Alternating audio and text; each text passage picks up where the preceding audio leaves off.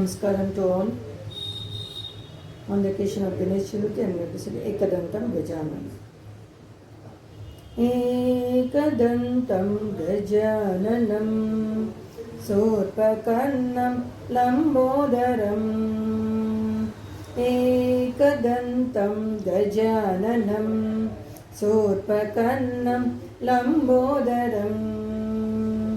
Herambam Ganadipam Herambam Ganadipam Saranam Saranam Gauri Sutam Ekadantam Gajananam Surpakarnam Lambodaram. Suranarabhujita Sivasutane Pramada Pradama Suprajane. Suranarabhujita Sivasutane Pramada Pradama Suprajane.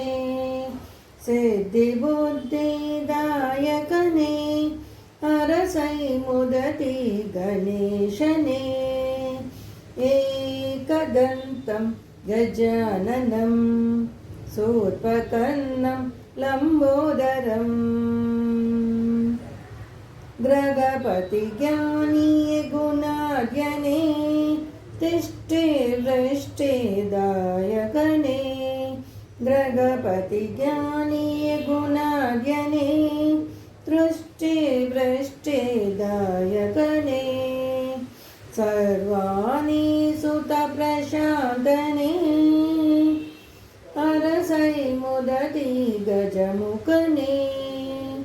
Ekadantam Gajananam Surpakarnam Lambodaram. Shanmukha Sundara Shashvatane Vibhuta Vishwavanditane. Shanmukha Sundara Shashvatane Vibhuta Vishwavanditane. Mangalamuruti Mageshane Arasai Mudati Vigneshane. Ekadantam Gajananam Surpakarnam Lambodaram.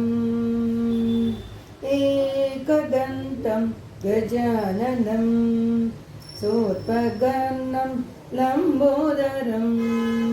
Surpakarnam Lambodaram. Surpakarnam Lambodaram.